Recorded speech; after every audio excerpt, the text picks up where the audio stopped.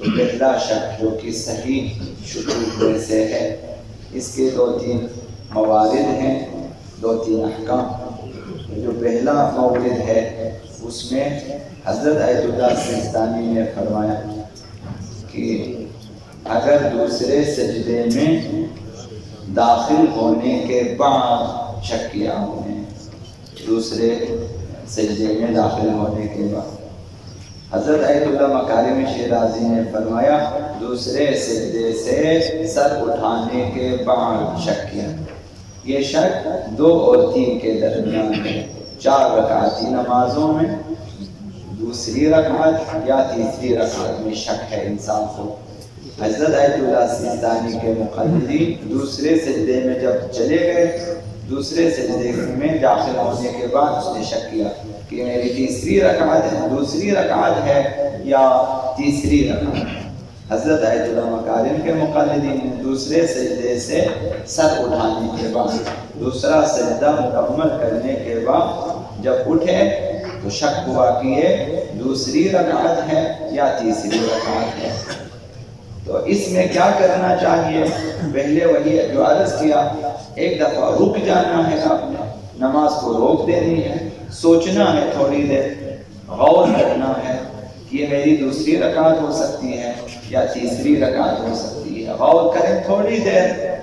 پھر اس کے بعد جب آپ کو پتا چلا کہ فیصلہ نہیں ہو رہا، کسی ایک طرف کو گمان یا اطمینان یا یقین حاصل نہیں ہوتا، خلاصہ پتہ نہیں چلا کہ یہ دوسری رکعت ہے یا تیسری رکعت، تو شریعت نے یہاں پر حکم دیا آپ نماز کو نہیں توڑ سکتے۔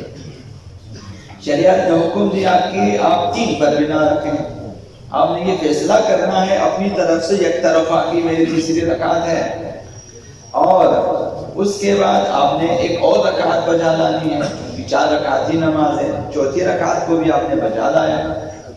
مثلا آپ نے سمجھا کہ یہ تیسری رکعت ہے، لہذا دوسرا سجدہ مکمل کرنے میں کھڑے ہو جائیں، بحول اللہ پڑھیں، کھڑے ہو جائیں، چوتھی رکعت کو بجا لائیں اور نماز کو ختم کریں۔ نماز کو ختم کرنے کے فوراً بعد 1 رکعت نماز احتیاط کھڑے ہو کر پڑھنا واجب ہے، 1 رکعت نماز احتیاط کھڑے ہو کر پڑھنا واجب ہے۔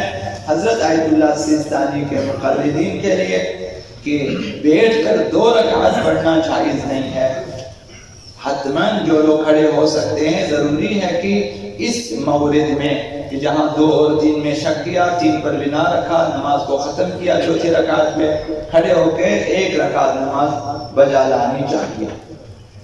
تو حضرت آیت اللہ سیستانی کے مقلدین کے لیے کہ یہی شک کہ 2 اور 3 میں جو شک ہے، اگر یہ دوسرے سجدے میں داخل ہونے سے پہلے ہی شک لاحق ہو چکا، مثلا قیام کی حالت میں آپ کھڑے ہیں، شک کیا کہ یہ میری دوسری رکعت ہے یا تیسری رکعت ہے، اب آپ نے غور کیا، فیصلہ نہ ہو سکا، شک باقی رہا، نماز باطل ہے۔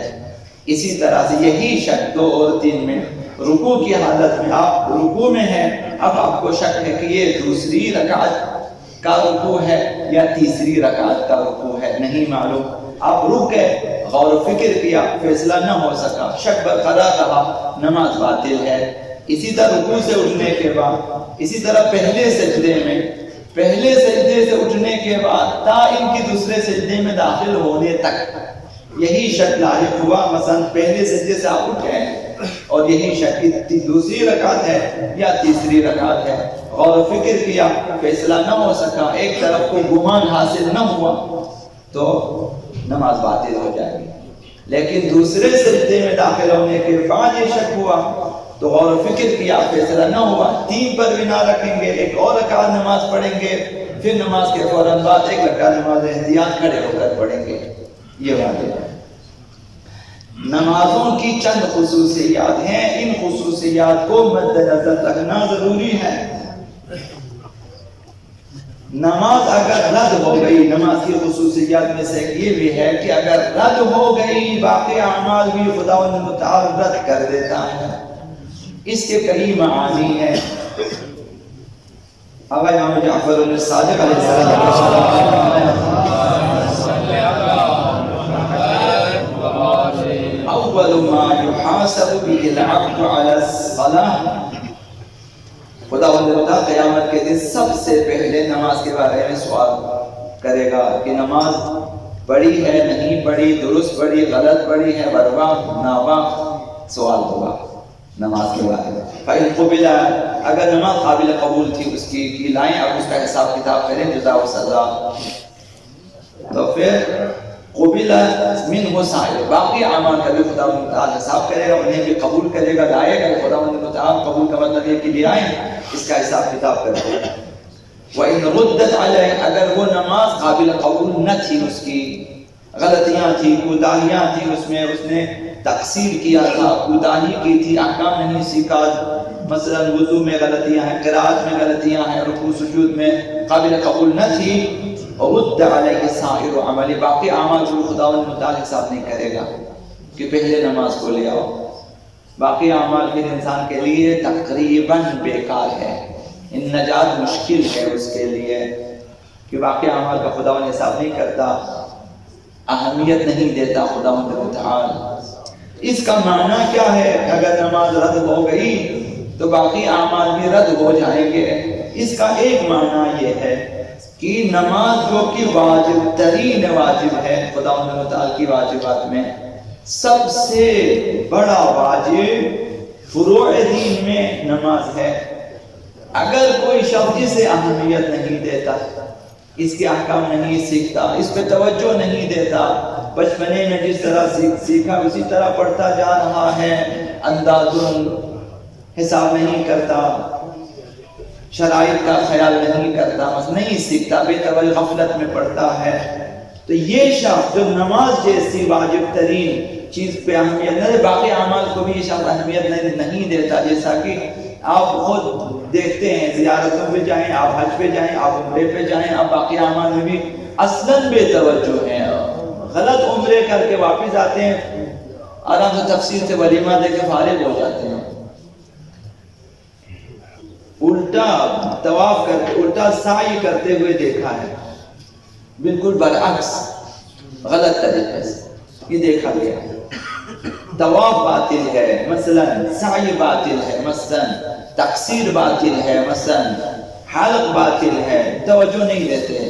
توجہ کس چیز پر جاننا ہے ہم نے؟ پھر حلق و تقصیر کے بعد بال منڈوا کے آئیں گے لوگ، ہمیں حاجی کہیں گے مثلا، ولیمہ تفصیل سے دینا، کارڈ چھاپنا، یہ چیزوں کے ساتھ اصل عمل پہ توجہ نہیں ہے۔ اس وجہ تو جو شخص نماز پہ اہمیت نہیں دیتا، نماز کو، نماز کی طرف توجہ نہیں، وہ باقی اعمال کی طرف بھی توجہ نہیں دیتا، بس نماز رد ہو گئی ہے، سمجھو کہ باقی اعمال بھی اس کی صحیح نہیں ہے، یہ ایک معنی ہے۔ لہذا ہمیں تاکید کی ہے، شیعیان علیہ السلام نے، عوامر المؤمنین نے تاکید کی ہے کہ اگر شیعہ توجہ دیں قولوا علی قبول العمل اشد عنایتا منکم علی العمل، تمہیں چاہیے کہ اعمال کی قبولیت پر زیادہ توجہ دے بنسبت خود عمل کے۔ خود عمل پہ زیادہ توجہ نہ دیں کہ میں نے زیارت کرنی ہے، یہ خود عمل ہے، میں نے حج کرنی ہے، یہ خود عمل پہ جا رہا ہے تو آ رہا ہے۔ قبولیت زیارت پہ توجہ دیں، قبولیت نماز پہ توجہ دیں کہ میرا حج کیسے قبول ہوگا، میری زیارت کیسے قبول ہوگی، میری نماز کیسے قبول ہوگی، میرا روزہ کیسے قبول ہوگا۔ لوگ جو ہے مثلا بہت سارے نیابت میں بھی جاتے ہیں، دوسروں کا حج لے کے جا رہے ہیں، خود کا حج باطل ہے۔ اب وہ دوسروں کا حج قیامت کے دن کیا ہوگا خدا بہتر جانتا ہے، ان کا حساب کتاب۔ جو دوسروں کی نیابت میں نمازیں پڑھتے جا رہے ہیں، پیسے لے لے کے نمازیں پڑھ رہے ہیں، مثلا پیسے لے لے کے روزے رکھ رہے ہیں دوسروں کی نیابت میں، قیامت کے دن تو آپ کا گلا تھامے گا، وہ مرحوم آئے گا کہ بھئی ہماری نمازوں کے تو آپ نے اتنے پیسے لیے ہیں۔ تو تحقیق آقا نے فرمایا کہ اصل عمل سے زیادہ خود عمل پہ، قبولیت عمل پہ توجہ دیں، زیادہ توجہ دیں۔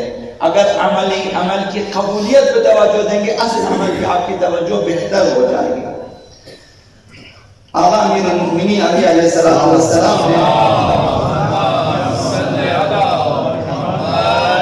نماز پہ توجہ کے سلسلے میں فرمایا نہج البلاغہ میں کہ صلی الصلاۃ لوقتها الموقت لها، نماز کو اس کے وقت میں پڑھو جو وقت اس کے لیے معین ہو چکا ہے، اسی میں نماز پڑھو، اسی وقت میں۔ فجر کا ایک وقت ہے مخصوص، ظہر کا ایک وقت ہے، مغرب کا ایک وقت ہے۔ وَلَا تُعَجِّلْ وَقْتَهَا لِفَرَاغٍ، بیکار ہے، فرصت ہے تمہارے پاس، اپنے پاس فرصت ہونے کی وجہ سے، بیکار ہونے کی وجہ سے قبل الوقت بجا نہ لائیں۔ میں تو فارغ ہوں، چلو میں زور سے پہلے پڑھ لیتا ہوں، میں تو فارغ ہوں، میں صبح جلدی پڑھ لیتا ہوں، نہ جلدی بھی نہ کریں، وقت سے پہلے بھی نہ پڑھیں۔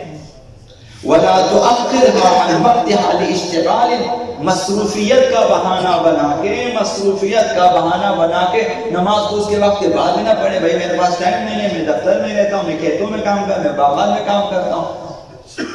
مشغولیت کی وجہ سے دیر بھی نہ کریں، بیکاری کی وجہ سے جلدی بھی نہ کریں۔